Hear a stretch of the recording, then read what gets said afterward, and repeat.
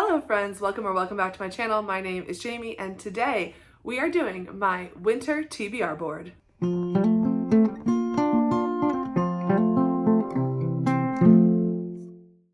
Yes, it is time once again to flip my TBR board from fall to winter, which it's depressing. It's depressing for me, and maybe that's why I have been putting this off.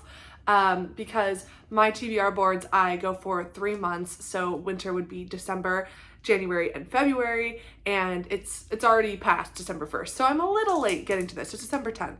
A little late getting to this, but that is because I had some fall books that I really wanted to wrap up before I completely flip this board.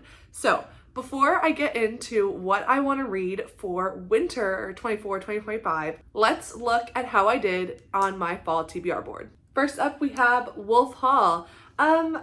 Yes, I can say that I read it, sort of. Wolf Hall was our Backlist book club pick for early fall. You can find the link down below. That is a book club that myself and Caitlin Bandy from Bandy's Books, we run that and host it together. And yeah, we read it together for that.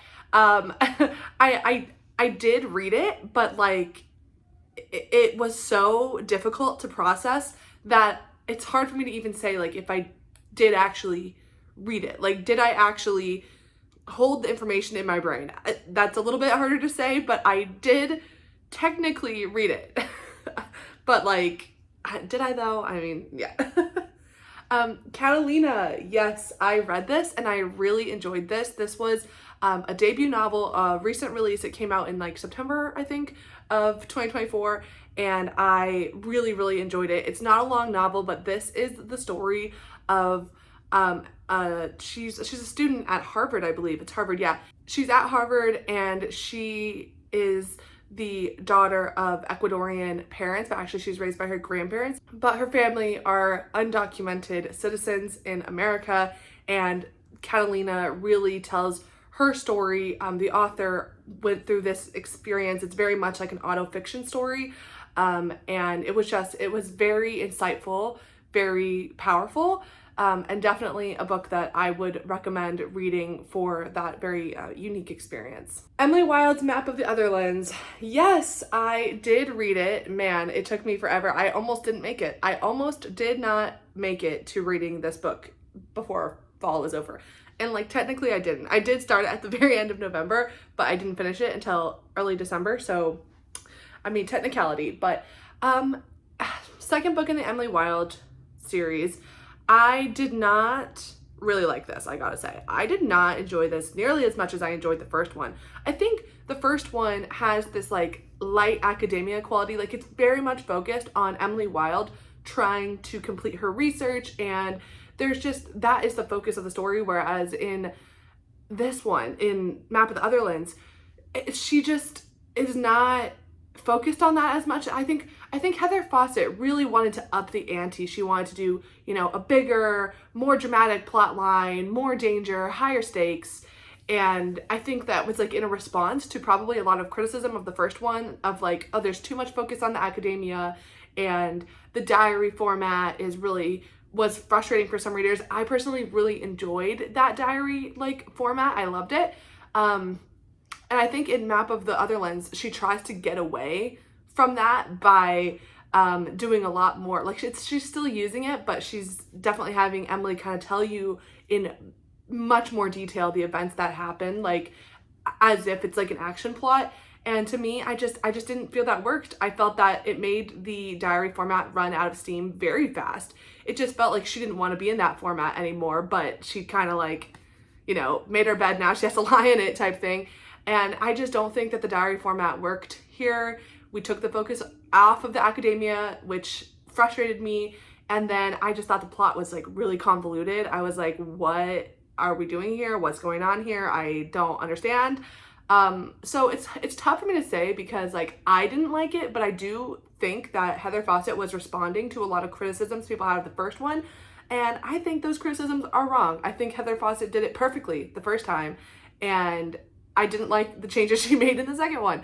But I tend to not have the taste that like the majority of people have. So I think when people say that a lot of people like this one better than the first one, I think, that makes sense to me. I liked the first one for what it was, and the second one is a departure from that, and so I didn't like it.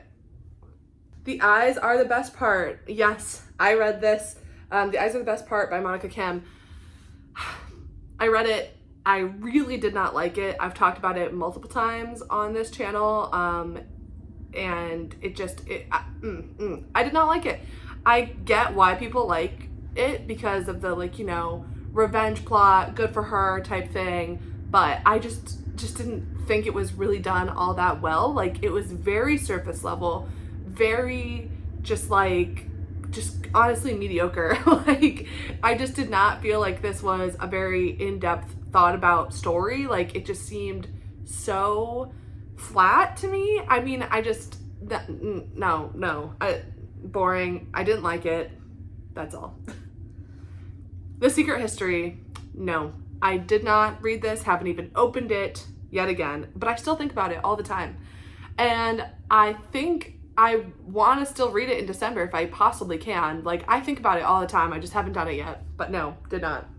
Slewfoot. Yes, I did read this. Slewfoot by Brom. This is a dark, witchy folk story. And yeah, I mean, it hits all the notes. It is very dark.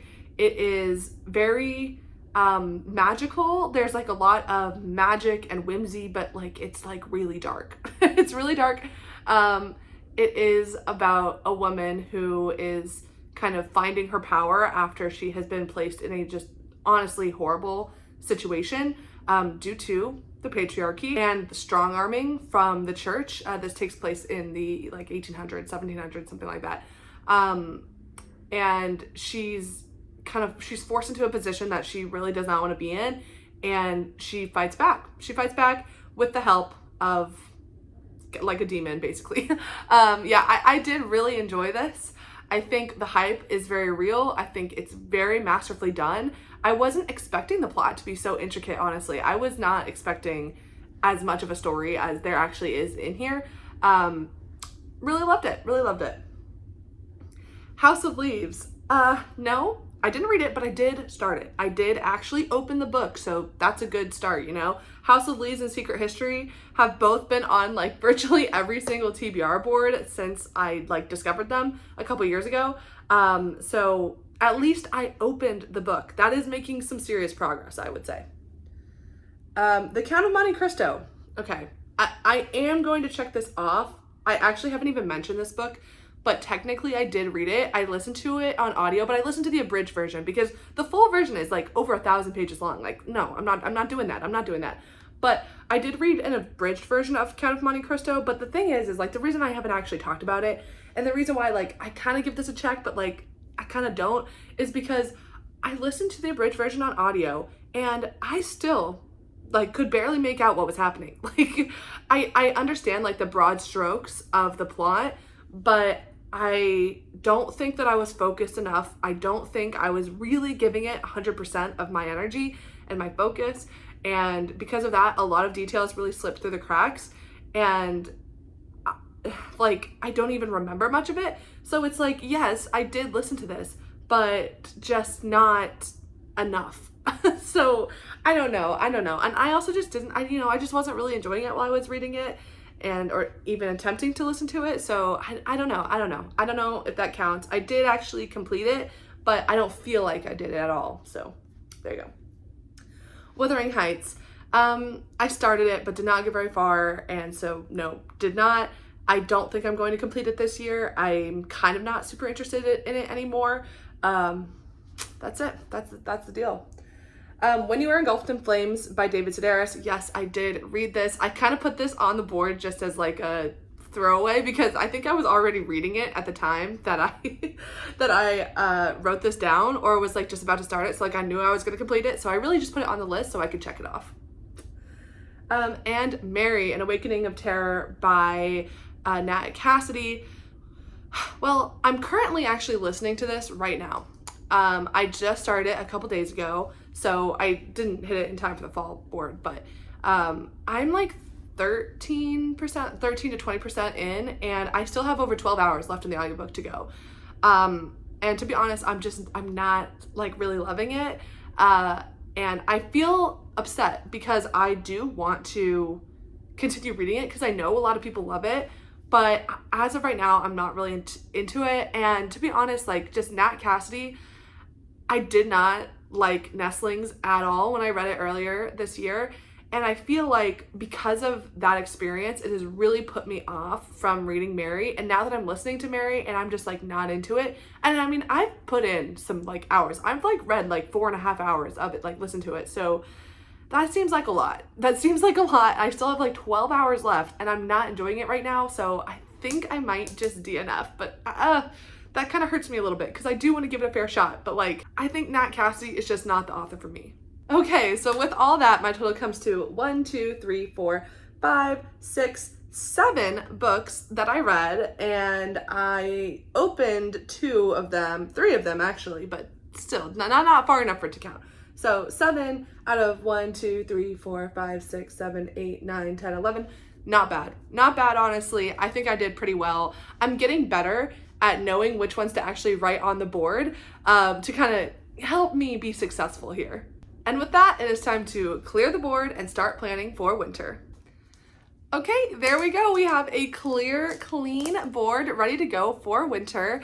And yeah, I mean, I think like the point of me doing this board is to put the books that I really want to prioritize on the board and then kind of like, you know, add in other books. It's not all the books I'm going to read, but I'm giving myself like the highest priorities go on the board. The idea is to set myself up for success for sure.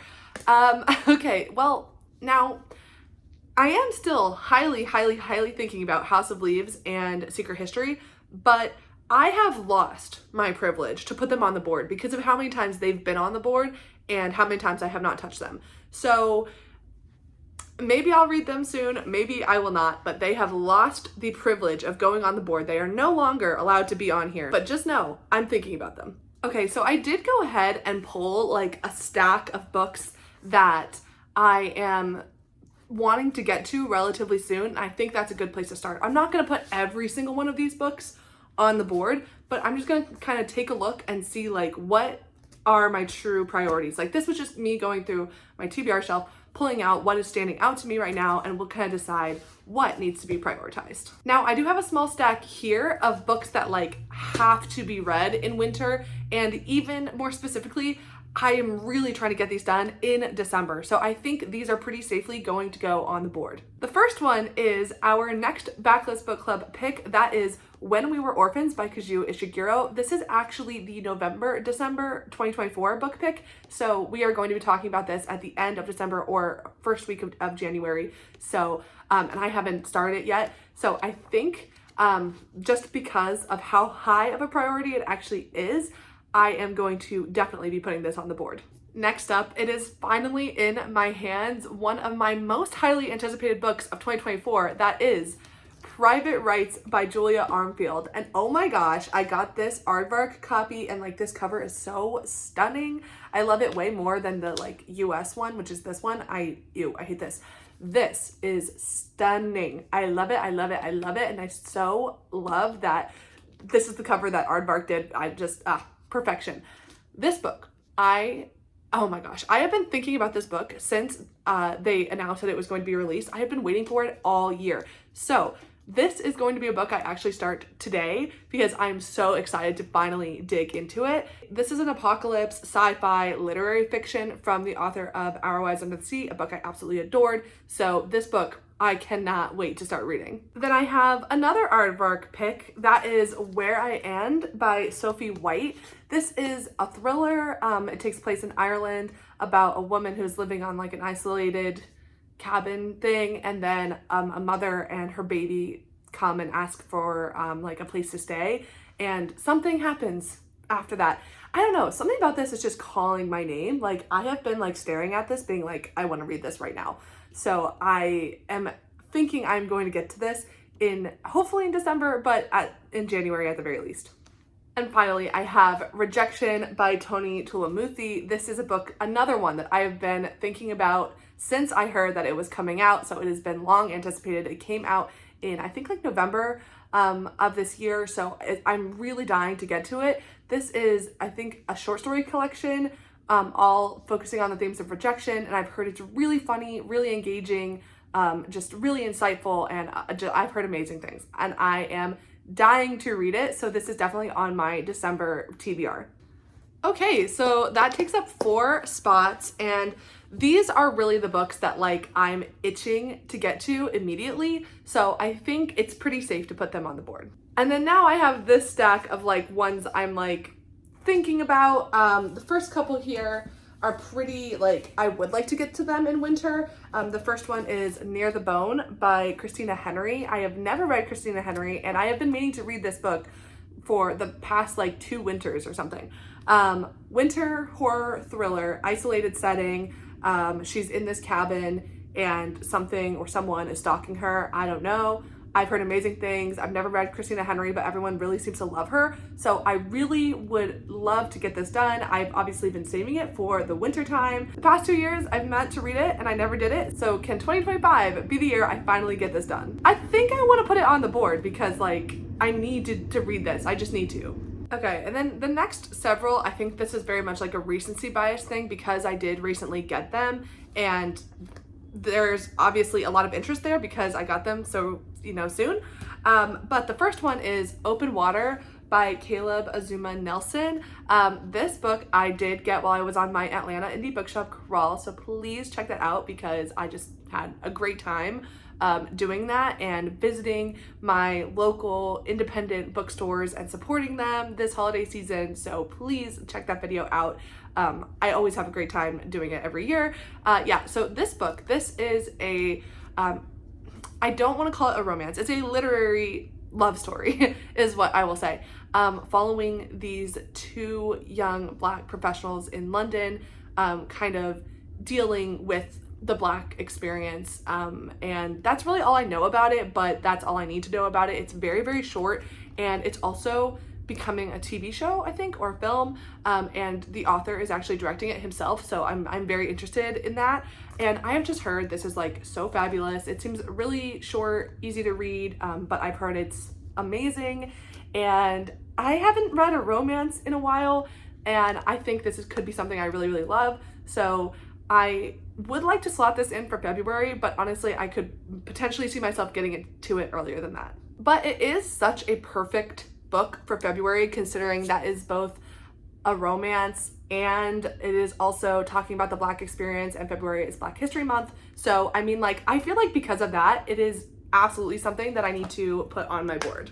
Okay, and then another one I got on my Atlanta indie bookshop crawl, that is Tell Me I'm Worthless by Allison Runthit. This is a horror novel, and it also includes a trans protagonist, I believe, and I've heard it's like kind of a haunted house, but not exactly. It's very much like a social horror story, and I tend to really love those. So this seems like something I am definitely going to be very interested in, although I have heard that it's pretty divisive actually, which just makes me more interested and more curious.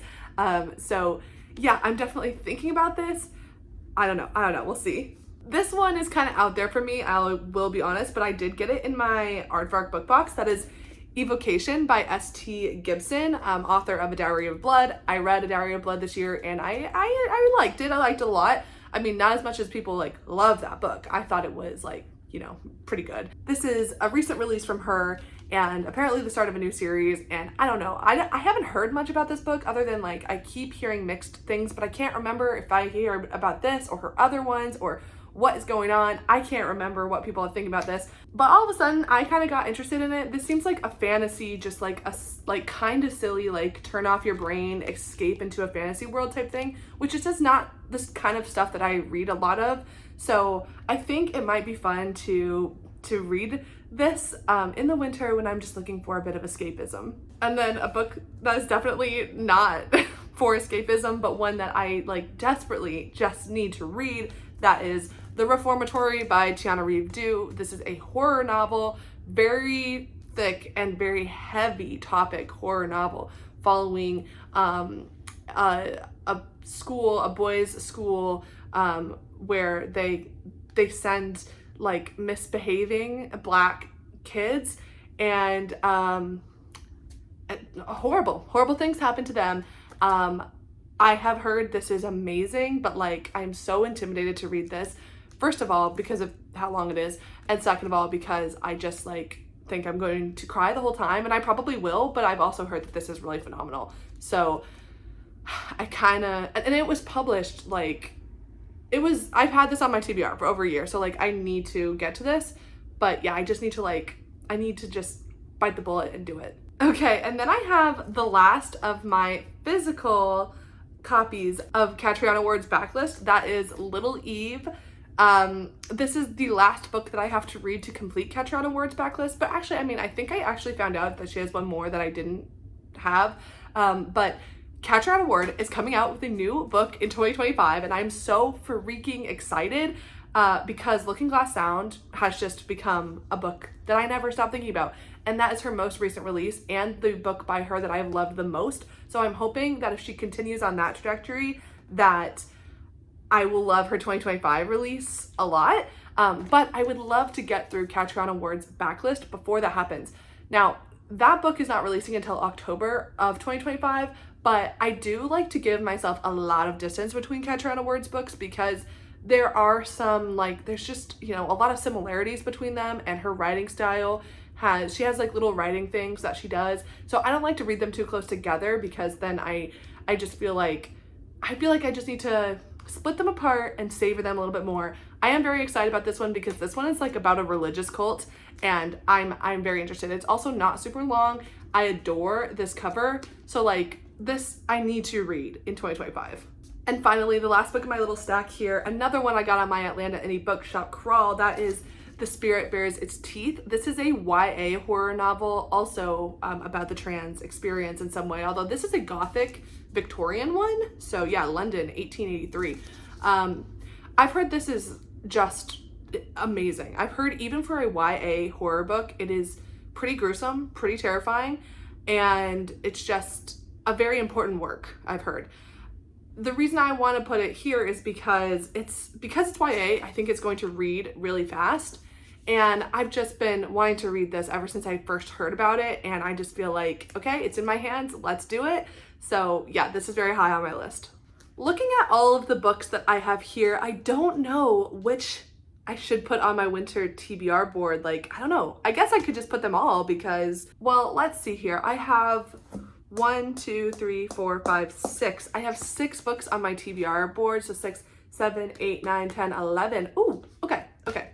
I think I like to put about 10 books, 10 to 12. I think any more than that, and I am just setting myself up for failure. And the point of this is to set myself up for success. So I could put all of these, but I think, okay. I think I'm definitely going to put these two. I think these two are pretty safe. So I'm gonna put those. And then these 3, like, I don't know if I wanna put on the board because I don't know if I'm going to jump to pick them up. So it kind of feels dangerous putting them on the board. Ooh, I don't know. Let me look and see if there's anything on my like immediate TBR shelf that I'm kind of more interested in or thinking I would more likely pick up.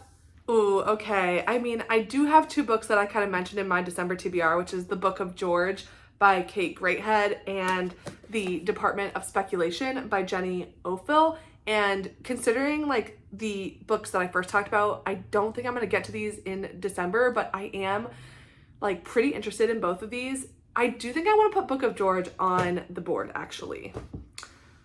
And then, ooh, oh my gosh, I just said I wasn't going to do this, but like, do I put The Secret History? I mean, like, my plan is to read this or like start it the week of Christmas, in between Christmas and New Year's. So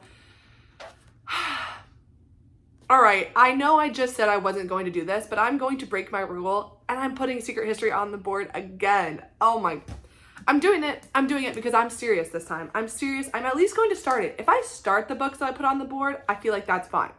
I would love to love them and read them, but if I even just start it, I feel like, you know, that's a success. If I pick it up, it's a success. Okay, and actually, because of that, that makes 10 books, and I am going to stop there because some of these are pretty long, but actually the only one that's really long is The Secret History, but I'm gonna stop there because everything else, we'll see what mood I'm in, we'll see how far I get, because I might like fly through these ones, and then I could definitely, you know, switch to some of these other ones that I mentioned, but this is what I'm gonna do for now. Those other books, like these 3 that I mentioned, I'm still like super interested in. So I, you know, will try to find a way to get them into winter. Obviously, these are not all the books I'm going to read in winter, just the ones that I feel like need my attention the most right now. So there you go. Let me know down in the comments below. Have you read anything that I have mentioned? Are there any that I absolutely need to prioritize? Let me know if you've read any of them and what you think. I would love to have a little chat in the comments down below. Thank you so much for watching, and I hope you have a wonderful rest of your day, week, month, and December, and I will see you back here next time. Thanks so much. Bye!